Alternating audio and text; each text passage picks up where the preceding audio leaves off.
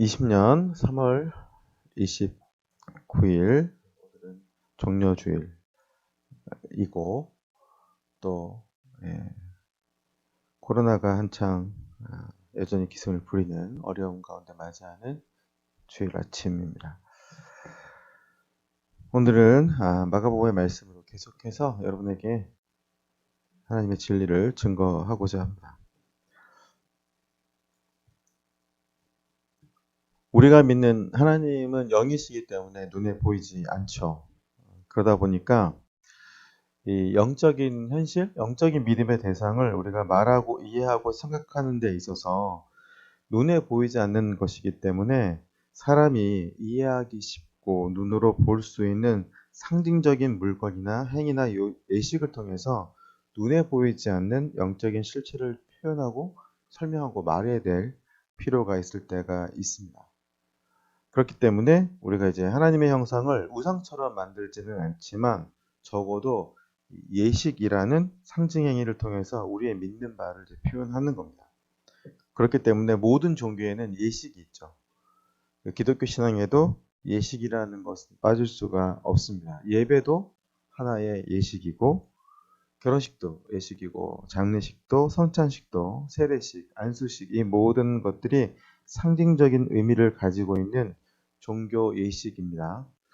근데 다시 말씀드리지만 이것은 어디까지나 상징적인 것입니다. 그러니까 이 상징적인 것에 너무 많은 의미를 부여하다가는 본래 의미를 퇴색시키기가 딱 좋습니다. 그래서 신앙을 상징화한 이 성물 있죠? 이런 것들을 굉장히 막았던 때가 있었습니다. 그것을 가지고 논란을 벌이다가 교회 역사에서 아주 큰 사건이 발생을 했죠. 그게 바로 서로마와 동로마 교회가 갈라진 겁니다. 그게 성상 숭배, 즉 이런 십자가 같은 것들을 가지고 믿느냐 안 믿느냐 이의 차이 때문에 결국 갈라졌다고 해도 과언이 아닙니다. 여러분 너무나 거룩한 십자가인데 사실 저 의미가 정말 제대로 된 오늘날 많은 사람들이 저 십자가를 그 의미로 정말 생각할까요? 여기서 이제 우리는 딜레마를 겪게 됩니다.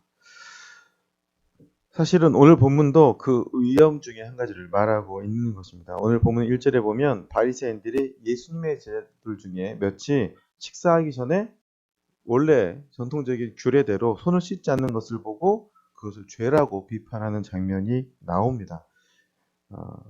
이것은 이제 구약의 율법에서 시작된 겁니다. 여러분 예수님께서 가나의 혼인잔치에서 물이 변하여 포도주가 되게 하실 때 그 물이 무슨 물이었죠, 여러분?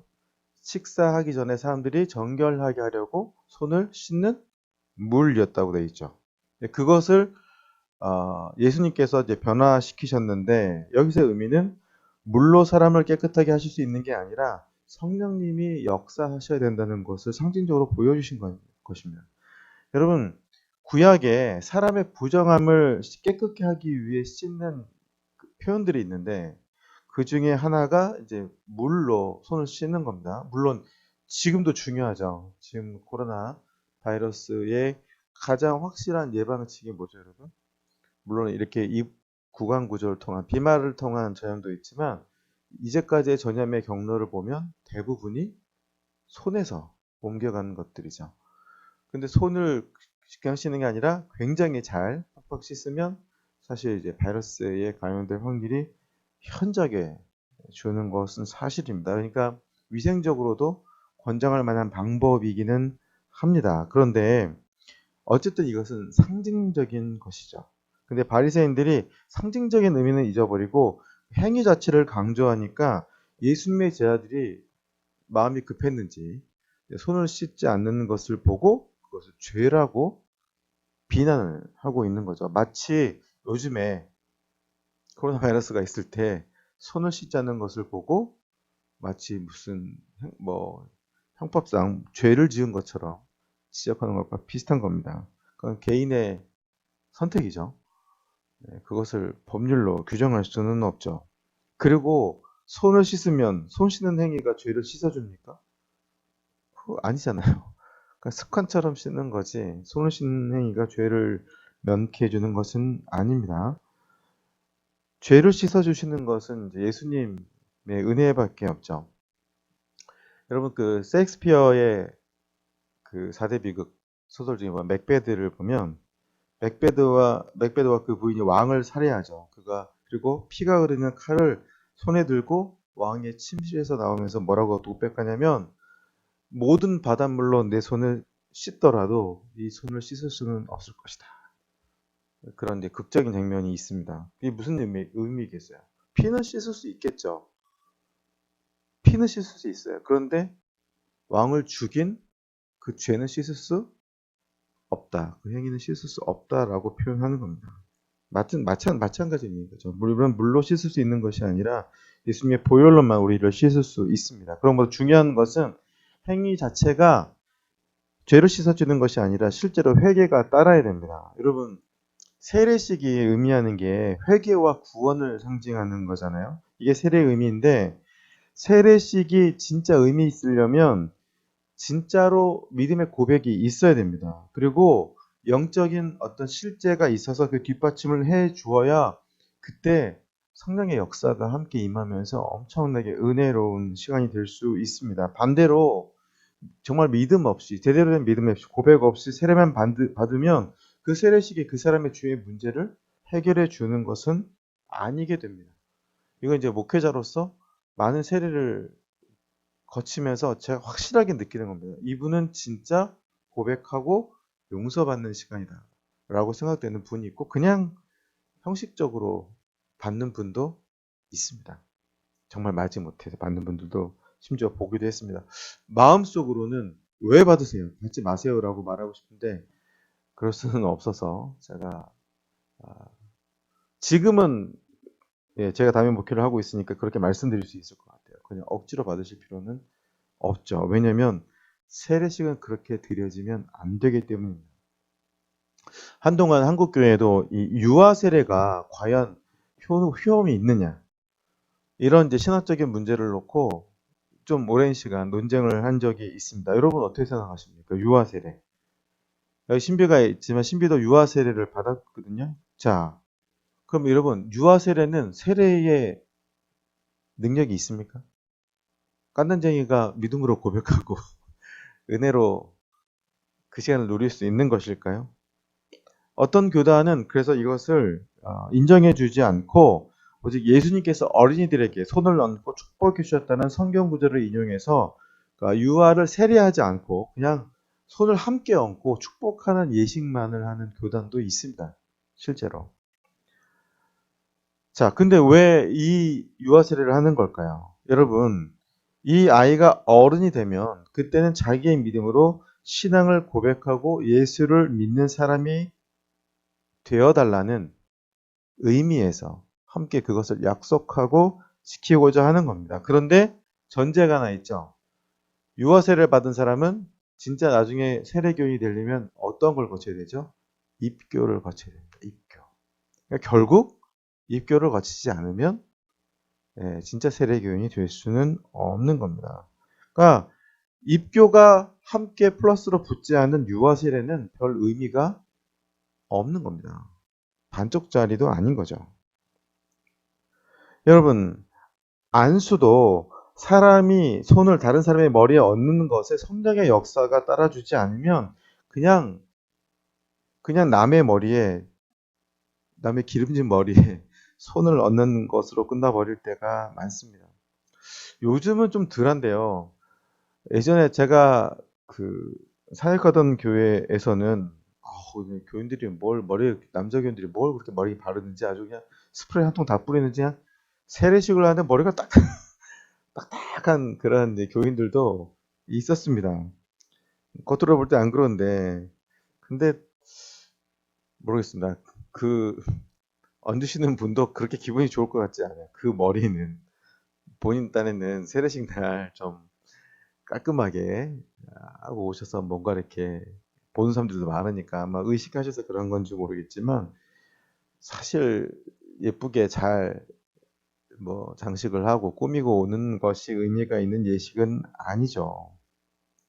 그리고 그 시간 그 자리에서 세례할 때 안수하는 사람의 마음 그리고 그를 향한 진심도 고려해야 됩니다. 여러분, 성령께서 그 안수하는 손을 통해 역사하지 않으면 사실 별로 의미가 없어요. 여러분, 목사 안수, 장로 안수, 안수 집사 때 안수하죠. 그냥 손을 얹는 그 행위로는 무슨 능력이 없습니다.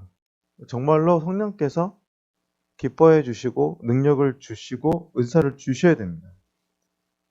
이게 가장 심각하게 느껴지는 순간이 언제냐면은 목사 안수식 때입니다.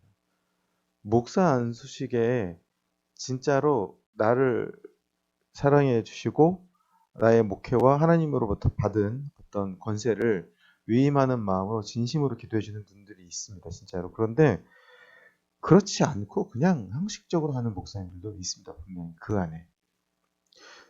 제가 안수 받을 때도 그 묘한 차이를 분명히 느꼈거든요.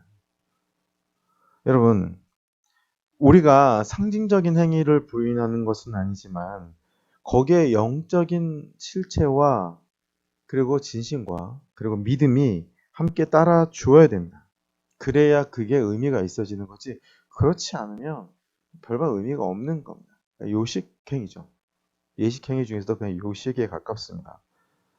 오늘 본문에서 바리새인들의 실수가 뭐냐면 상징적인 행위를 강조하다 보니까 본래 뜻을 잘못 이해하게 되었다는 겁니다. 자, 오늘 본문에 예수님께서 뭐라고 답하는지 보실까요? 8절입니다, 여러분. 8절을 함께 읽어보겠습니다. 너희가 하나님의 계명은 버리고 사람의 전통을 지키느니라. 여러분, 전통이라는 것이 신앙에 없을 수가 없죠. 교회마다 역사가 깊을수록 전통이 많이 쌓입니다. 여러분, 가톨릭 교회는 2000년이 넘는 역사를 가지고 있기 때문에 전통이 많습니다. 동방정교회나 이디오피아의 콥틱 같은 교회도 역사가 어마어마합니다. 뭐 1900년 막 이렇게 됩니다. 1900 몇십 년 이렇게 돼요, 역사가. 역사가 길수록 전통이 많아요. 그런데 여러분, 전통이라는 것이 시간이 지나면서 자칫하면 하나님의 원래 의도에서 벗어날 가능성이 너무 많죠. 원래 의도에서 이탈합니다. 예수님께서도 그것을 말씀하고 계시는 겁니다. 원래 하나님의 의도는 사람이 밥 먹기 전에 손을 씻지 않으면 부정하다는 것이 아니라 그 모든 규례가 결국은 하나님의 백성은 거룩하고 구별되어야 한다는 것을 말씀하기 위한 하나의 예시같이 표현한 겁니다. 하나님의 백성은 좀 구별될 필요가 있다. 그런 마음가짐으로 밥을 먹든 어디서든 하나님의 영광을 위해 살아갈 수 있게 하기 위한 일종의 예시 같은 표현인 겁니다. 여러분, 구약에 보면 당대에 먹을 수 있는 짐승, 먹어서는 안 되는 짐승에 대한 규례가 많죠. 비늘 없는 물고기도 먹으면 안 되는 복잡한 규례가 많이 있는데 왜 하나님이 그러셨느냐? 여기에는 사람이 먹을 수 있는 게 있고 먹어서는 안 되는 것이 있다는 것입니다. 이 말씀이 오늘 그대로 우리에게 적용되느냐? 그렇지는 않죠. 거기 나와 있는 그대로를 우리가 곧 적용해야 되냐면 그렇지가 않습니다. 그 동물은 존재하는 것도 있고 존재하지 않는 것도 많습니다. 그 당시 중동 지방에 존재하는 그리고 중동 지방의 종교와 문화의 배경 하에서 그 말씀들이 만들어진 것이 그걸 그대로 오늘 우리에게 적용할 수도 없고 거기 나오는 동물 중에 우리에게 없는 동물도 많습니다. 여러분, 근데 왜 그 말씀을 했냐면 이스라엘 백성이 가나안 광야에서 이제 좀 풍족한 가나안 땅으로 들어갈 건데 이스라엘 그 광야에서 사막에서 가나안 땅으로 들어갈 텐데 그들과 똑같이 먹고 똑같은 잘못을 저지를까 봐 하나님께서 구별하는 것에 대해서 미리 훈련시켜 주시는 장면입니다. 자, 오늘날 우리 사회의 문제가 결국 뭐죠? 여러분, 먹어서는 안 되는 걸 먹는 데 있는 거 아닙니까? 받아서는 안 되는 것을 받기 때문에 생기는 거 아닙니까? 거절해야 되는 것을 거절하지 못하잖아요. 그렇기 때문에 구별된 백성이 된다는 것은 자기가 있어야 할 것과 있어서는 안 되는 것, 먹어야 될 것과 먹어서는 안 되는 것을 분별할 수 있는 백성이어야 한다는 것을 하나님께서 말씀하시고자 하는 겁니다. 분별해야 하고 구별할 줄 알아야 된다는 거죠. 그게 본래 뜻을 떠나서 문자에 집착하니까 여러 가지 부작용을 낳게 되는 것입니다. 그래서 오늘 마가가 원래 이것을 말하려고 한 것은 아니지만 성경을 기록하면서 그가 한 가지 코멘트를 하는 것이 여러분 9절입니다. 함께 읽어보겠습니다. 이는 마음으로 들어가지 아니하고 배로 들어가 뒤로 나감이라. 이러므로 모든 무심을 깨끗하다 하시니라. 자, 여러분, 빨간 것은 예수님이 하신 말씀이고 뒤에 검게 나온 글씨는 마가의 해석, 마가가 붙이는 해석인 거예요. 여러분, 예수님께서 원래 그것을 말씀하려고 하신 것은 아니지만 그 해석을 통해 여기 이런 교훈이 있다는 것을 마가는 이야기하고 싶었던 거죠. 근데 오늘 더 우리가 주목해야 되는 것은 15절, 16절입니다. 여러분, 함께 한번 읽어보겠습니다. 무엇이든지 밖에서 사람에게로 들어가는 것은 능히 사람을 더럽게 하지 못하되 사람 안에서 나오는 것이 사람을 더럽게 하는 것이니라. 주님께서 이렇게 말씀하십니다. 여러분, 사람을 더럽게 하는 것은 그 안에서 나오는 겁니다. 여러분, 기독교의 어떤 되게 명확한 입장 같은 것들이 있죠. 여러분, 닭이 먼저냐 계란이 먼저냐, 그거에 대해서 과학자들은 정의를 못 내린다. 왜냐하면 뭐가 시작인지라고 얘기할 수 없기 때문인 거죠. 모든 진화의 과정을 과학이 설명하는 것처럼 봐도 그 종의 시작을 설명할 수 없는 한계가 있잖아요. 그러나 기독교는 분명하게 얘기합니다. 뭐가 먼저죠? 닭이 먼저입니다. 하나님께서 닭을 창조하셨기 때문에 계란이 만들어진다라고 얘기를 하죠. 여러분, 우리는 분명하게 가지고 있는 입장들이 많습니다. 그럼 성선설입니까? 성악설입니까? 기독교의 입장. 성악설이죠. 인간은 태어날 때부터 죄를 가지고 악하게 태어났다고 분명하게 이야기하고 있습니다. 여러분, 환경이 사람을 조정한다, 영향을 많이 준다고 주장하는 사람들이 있습니다. 교육자 중에도 그런 사람들이 많이 있습니다. 오늘날 대다수의 많은 사람들이 사람은 원래 뭐 다 착한 것만은 아니지만 원래 선한 편인데 환경이 약하기 때문에, 친구를 잘못 만났기 때문에, 부모를 잘못 만났기 때문에 덩달아 악해졌다고 하는 사람들이 많이 있습니다. 여러분, 뭐 성선설, 성악설을 주장하기 이전에 환경의 중요성을 믿는 사람들은 대부분 이렇게 생각을 합니다. 그래서 그 환경이 중요하다고 이야기합니다. 그런데 여러분, 예수님이 지적하시는 것은 그게 아니라 사람을 만드는 것은 외적인 요인이 아니라 내적인 요인이라는 것입니다. 가난한 집안에 태어나서 술을 마시는 부모님을 만났기 때문에 나의 인생은 불행하고 나의 인생은 망했다. 그러면 그렇게 태어난 가정의 모든 아이가 그렇게 되어야 되는데 여러분, 그렇습니까? 그렇지 않잖아요. 여러분들 중에도 여러분들의 부모님보다 훨씬 더 열심히 잘 살고 깨끗하게 잘 살고 훨씬 더 잘 사는 분들이 계시잖아요. 만약에 인간이 환경의 지배를 받는다면 여러분, 개천에서 용이 나올 수 없겠죠. 가난한 집안에서 훌륭한 사람이 나올 수 없겠죠. 그러나 인류의 역사의 대부분의 위인들은 가난한 집안이거나 고아입니다. 상당수의 위인들이 그렇습니다, 여러분. 무슨 얘기냐면 예수님이 인간을 정확하게 알고 계시다는 거죠. 여러분, 인간의 인생에 대한 책임은 외적인 것이 아무 상관이 없다, 이렇게 말씀드릴 수 없지만 분명한 건 나의 인생을 망치는 것은 내 안에 있는 요인이 더 많다는 것입니다.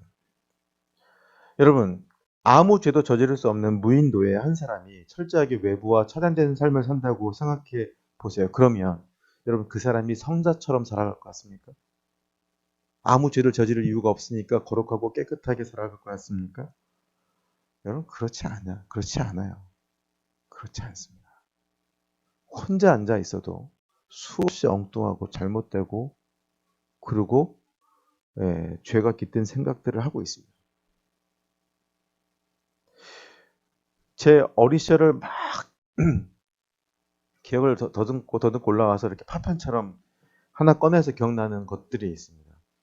제가 물건을 이렇게 훔치고 싶다는 욕심이 들었던 순간이 갑자기 생각났어요.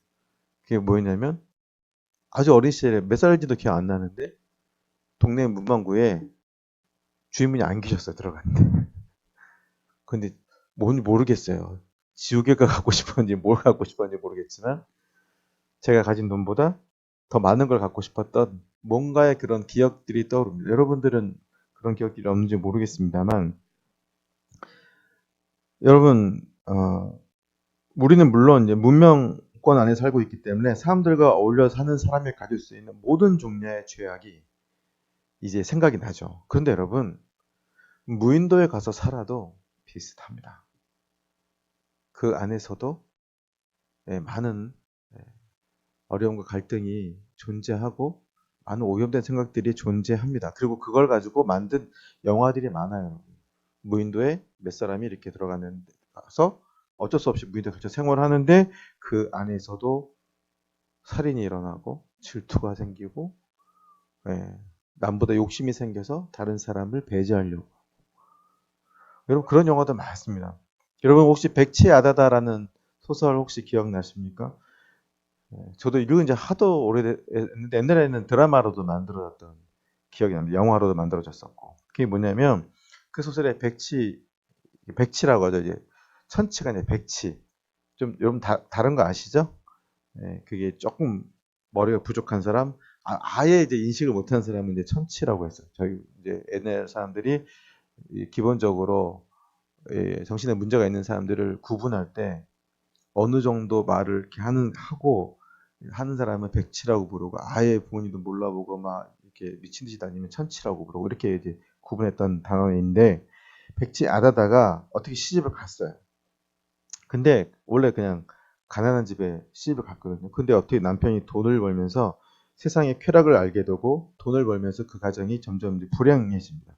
근데 백치 아다다가 그냥 속으로 생각하는 거예요. 돈 때문에 우리 가정이 불행하게 되었다. 돈만 없어지면 문제가 해결될 거다. 그러면서 돈을 태워버려요. 비극적으로 끝나는 소설이죠.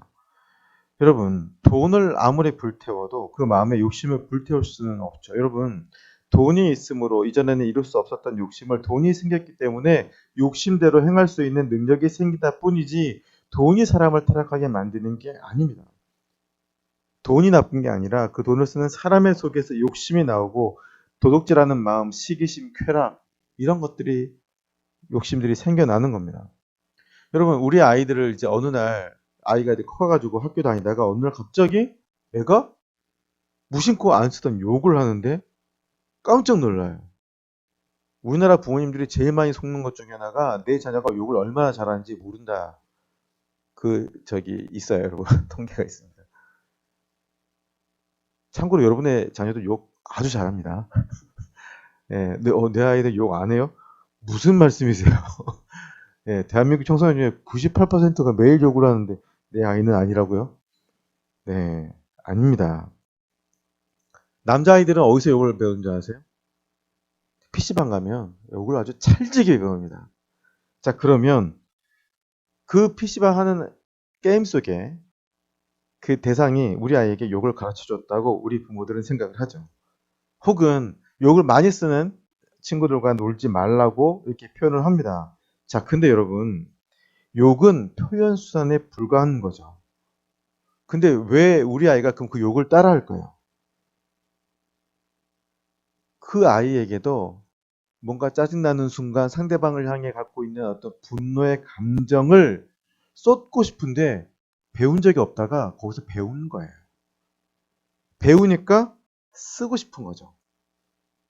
욕을 써보니까 나름 이게 입에서 착 시원한 맛이 있는 거죠. 분노의 감정을 쏟게 되니까. 다시 말씀드릴까요? 이미 욕하고자 하는 마음은 그 안에 있었습니다. 다만 어떻게 표현해야 되는지를 몰랐던 거죠. 그런데 그 안에 들어가니까 사람들이 알려주는 거예요. 이야, 완전 신세계죠. 욕이 얼마나 다양합니까? 이 감정을 이렇게 표현하면 되는구나. 아쉽게도 나쁜 건 또 쉽게 배우잖아요, 여러분. 그러니까 이미 그 가능성이 사람의 안에 존재하는 겁니다. 누군가가 방법만 가르쳐 주면 되는 거예요. 여러분, 외국에 유학 갔던 대한민국의 젊은이들이 유학 가서 학문과 그 문화만을 배우면 얼마나 좋겠습니까? 근데 외국에 나가서 굉장히 나쁜 걸 많이 배우죠. 노는 거, 성적인 타락, 마약, 도박을 배웁니다. 아, 환경이 나빠서 우리 아이, 한국의 젊은이 나가서 그걸 배웠을까요? 여러분, 제가 아는 목사님이 이제 외국에서 유학한 젊은이들 이렇게 상담한 적이 있는데, 젊은이가 마약을 좀 했었는데, 한국에 와서도 마약을 계속 하고 있는 거예요. 그래서 목사님이 물었답니다. 아니, 미국에서는 마약을 구하기가 쉽지만 한국에서 그게 쉽지 않을 텐데 어떻게 하느냐고 했더니 마약을 구하려는 마음만 있으면 마약을 파는 사람은 만나게 됩니다. 명언을 남기더랍니다. 마약을 구하고자 하는 마음만 있으면 마약을 파는 사람들을 만나게 되더랍니다. 여러분, 이번 한 주간 대한민국을 뒤흔들었던 엠번방, 텔레그램, 여러분 트레이닝 하십니까? 저는 깔아본 적도 없는 거지만 거기서 일어났던 그 상황을 보면서 약간 소름이 여러분 소름 끼치지 않았습니까? 한두 명도 아니고 몇만 명? 몇십만 명까지도 다 합치면 여러분 도대체 그런 일은 왜 벌어지는 걸까요? 제가 아까 그 젊은 자가 뭐라고 했다고요? 마약을 구하려는 마음만 있으면 마약을 파는 사람을 만나게 됩니다. 여러분 같은 원리인 거예요. 인간 안에 이렇게 위험한 마음들이 존재하는 겁니다. 악한 마음이. 근데 그 사람들 평소에 봤으면 여러분들 악하다는 생각 1도 안 드는 사람이 거의 대부분일 겁니다. 거의 대다수, 거의 99%일 겁니다. 여러분. 근데 이게 귀신이 역사하는 방법입니다. 찾는 마음만 있으면 다 그게 연결된다는 겁니다. 여기서 우리는 영적인 어둠의 역사를 볼 수 있습니다. 여러분, 죄를 짓고자 하는 마음만 있으면 기회가 생기게 돼 있습니다. 여러분 지금 구속돼가지고 조사를 받고 있는데 어제 밤에 올라온 뉴스를 보다 보니 너무 의외의 것들이 많더라고요. 그 친구는 봉사를 자주 하고 그리고 심지어는 생활도 굉장히 소박하고 밖에 나가서 사치를 부린 기록이 없답니다. 비싼 술집 마시고 무슨 여자 있는 술집 가고 나이트 다니고 좋은 차 사고 그런 게 없어요. 월세방에서 소박하게 살고 그러니까 검소하고 봉사를 합니다. 근데 지금 대한민국을 뒤흔든 범죄의 원흉이 되어 있습니다. 여러분. 뭔가 좀 아이러니하지 않습니까? 그러니까 제가 여러분들에게 어떤 영적인 부분에 대해서 설교를 할 때 그것을 들으시고 잘 생각해 보시면 인간 안에 그러한 마음들이 분명히 존재한다는 것을 여러분 알고 계셔야 됩니다. 본인도 느낄 수 있어야 됩니다. 여러분, 중요한 것은 기회를 차단하는 것보다 내 마음속에 죄성을 다스리는 게 더 중요합니다. 마음은 그대로 있는데 그냥 기회만 차단한다고 그걸 안 하는 게 아니에요. 결국은 다시 찾게 되어 있습니다. 결국 문제는 중심의 문제예요. 속의 문제를 어떻게 해결을 하느냐. 여러분 무슨 영화를 좋아하시는지 모르겠습니다만 여러분 영화에서 저는 뭐 귀신이 나오고 괴물이 등장하고 사실 저는 그런 영화들은 별로 그렇게 좋아하진 않아요. 좋아하지도 않는데 저는 개인적으로 제일 무서운 영화는 사람이 얼마나 악할 수 있는지를 깨닫게 하는 그 영화들이 제일 무서워요. 그런 영화들이 굉장히 무섭습니다. 그렇지 않은 사람이라고 생각했는데 막 뒤에 반전 나오면서 소름 쫙 끼치는 그 어떤 인간의 뒷면을 보게 만드는 그런 영화 있잖아요. 그게 사람들에게 가져다 준 두려움이 있습니다. 얼마 전 유튜브로 이렇게 스토리로 이렇게 따라가는 영화 중에 이렇게 하이크라임이라는 영화가 있었는데 영화의 어떤 비밀을 말씀드리면 자기 남편이 짓지 않은 죄로 인해서 잡혀갑니다. 근데 아내가 변호사예요. 아내는 자기 남편이 무고하다고 생각하고 또 남편도 눈물을 흘리면서 자기가 결백하다고 말해요. 그리고 아내가 도와줘가지고 재판을 통해 잘 풀려납니다. 부부가 이렇게 축하하기 위해서 그들의 어떤 이제 별장으로 가요. 근데 풀려나면 막 영화의 음악이 막 이렇게 기쁘게 나와야 되는데 갑자기 좀 계속해서 뭔가 약간 스산한 음악이 막 나옵니다. 밤이 되었는데 그 여자와 함께 일하던 그 남편의 석방을 위해 일하던 다른 변호사에게 전화가 왔습니다. 한번 컴퓨터를 켜보라고. 예. 이 여자가 변호사이기 때문에 자기의 스케줄을 컴퓨터에 보관하는데 몇 년 전 몇 월 며칠에 그 여자의 그 부인의 스케줄을 한번 체크해 보라고 하는 겁니다. 그래서 봤더니 당신 남편이 그날 어디서 오지 않았느냐 이렇게 물어요. 멕시코에서 돌아오는데 비행장에 데리러 나갔다고 했습니다. 다른 어느 날 보라고 해서 봤더니 그날도 남편이 어디서 오지 않았냐고 물어요. 모든 맞는 말이었습니다. 그래서 그 동료 변호사가 하는 거예요. 그날이 당신 남편이 그 사람들을 죽인 날이다. 그렇게 표현을 하는 거예요. 그래서 그 전화를 하고 그 여자가 놀라고 있는 중에 술을 사러 간 줄 알았던 남편이 뒤에 쓱 나타납니다. 엄청 무서워요, 여러분. 자, 그 순간 남편이 아내가 하는 무죄였던, 죄를 짓지 않았던 그 남자가 아니라 이중인격이 나오는 순간. 예, 남편이 무고한 줄 알고 예, 막 어떻게 해서 재판을 해서 풀려나겠네 알고 보니 남편이 살인자예요. 사람이 제일 무섭습니다, 여러분.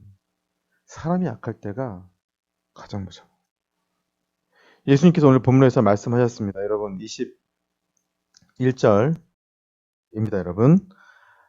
속에서 곧 사람의 마음에서 나오는 것은 악한 생각, 음란과 도둑질과 살인과 간음과 탐욕과 악독과 속임과 음탕과 질투와 비방과 교만과 우매함이니 그것이 다 속에서 나와서 사람을 더럽게 하느니라.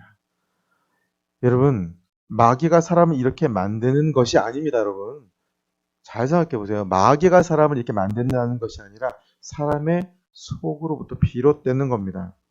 그거를 유혹하는 거야. 끄집어내게 만드는 게 사탄이 하는 겁니다. 그러니 악을 행할 수 있는 가능성은 사람의 속에 있는 것이고 사람이 악을 행한 다음에 마귀를 탓할 수 없습니다. 자기 속에 있던 거니까요. 여러분 왜 사람이 자기를 구원할 수 없을까요? 아무리 어떤 깨달음도 어떤 철학적인 진리도 인간을 왜 구원할 수 없냐면 내 속의 악의 문제를 스스로 해결할 수 없기 때문입니다. 유명한 성경구이죠. 로마서 7장 18절. 내 속 곧 내 육신에 선한 것이 거하지 아니하는 줄을 아노니 원함은 내게 있으나 선을 행하는 것은 없노라. 여러분 사람의 육신이 그 속입니다. 속이 사람의 육신입니다.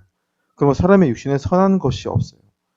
여러분 성선사 성악사 제가 말씀드렸지만 별로 논쟁이 의미가 없는 이유가 사람이 선하게 태어났으면 어떻고 악하게 태어났으면 어떻습니까? 중요한 것은 지금 인간이 악한데 태어났을 때는 어떻느냐는 게 중요한 게 아닙니다. 예외가 없이 지각을 하고 사고를 하고 생각하고 살아가는 모든 인간은 악합니다.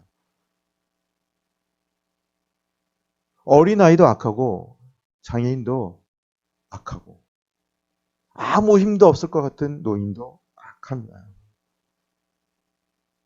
여러분 그것을 우리가 바로 볼 수 있어야 됩니다. 그렇기 때문에 왜 예수님 외에는 우리가 구원이 없다고 주장하느냐? 예수님이 우리를 변화시켜 주지 않고는 사람의 중심의 죄의 문제를 해결할 수가 없기 때문입니다. 사람을 더럽게 하는 것은 속에서 나오는 것이지만 사람을 깨끗게 하는 것은 위에서부터 내려오는 것입니다. 나의 죄를 누가 어떻게 씻을 수가 있습니까? 여러분, 예수님의 피, 보혈의 피, 십자가의 사건 말고는 없습니다. 그래서 우리가 주님을 믿는 것이고 오늘 또 종료주일 예배를 드리는 것입니다. 여러분 우리는 예수를 믿은 다음에도 내 자신을 의지하지 말고 끊임없이 예수님을 의지해야 됩니다. 그래서 우리에겐 매주 예배가 필요하고 매주의 영적인 양식이 필요합니다. 여러분 종료주일이고 이제 고난주간입니다. 여러분 어떻게 기도하시겠습니까? 우리의 기도가 크게 내용이 달라지지 않습니다. 예수님 나를 도와주옵소서. 예수님 나를 겸손하게 하옵소서. 예수님 나를 온유하게 하옵소서. 예수님 나의 평생에 나를 힘들게 했던 그 원수를 용서하게 하옵소서. 예수님, 내가 인내하게 하옵소서. 성령님, 나를 도와주옵소서. 성령님, 나를 강건하게 하옵소서. 성령님, 내 안에 선한 것이 없기에 내 안에 성령께서 역사하지 아니하면 내가 주님 뜻을 따를 수 없사오니 나를 도와주옵소서. 여러분, 이것이 예수를 믿은 다음에도 여전히 늘 우리가 가져야 되는 우리의 태도가 되어야 합니다. 여러분, 내 안에 선한 것이 별로 없습니다. 내 안에 예수님께서 역사하실 때 비로소 우리가 사랑도 가능하고 믿음도 가능하고 희생도 가능하고 순종도 가능한 것입니다. 우리는 이번 한 주간 믿음의 가장 결정적인 사건, 믿음의 결정체인 예수님의 십자가의 사건을 역사적으로 기념하는 날들을 지나가게 됩니다. 여러분, 무엇을 바라보며 이번 한 주간을 살아가시겠습니까? 우리의 죄를 씻을 수 있는 유일한 분, 우리가 믿고 의지하고 사랑할 수 있는 유일한 분, 나를 버리지 아니하시고 나와 함께 하시고 나의 죄에도 불구하고 나를 품어주시는 예수님 안에서 이번 고난주간을 의미 있게 잘 맞이하시고 우리의 죄를 주님 앞에 고백하고 단 한 번이라도 여러분 주님 안에서 용서받고 여러분 그 은혜를 그 감격을 받아 누릴 수 있는 복된 시간들이 되시기를 예수님의 이름으로 간절히 축원합니다. 함께 기도하겠습니다. 하나님 아버지, 이 시간 부족한 종의 말씀을 전합니다. 거룩한 하나님의 뜻만 잘 전달되었는지요. 성령님, 부족한 종의 입술에 인간의 생각은 가리우시고 오직 귀한 뜻만 진리만 잘 전달될 수 있도록 도와주옵소서. 우리 구주 예수님의 이름으로 간절히 기도드립니다. 아멘.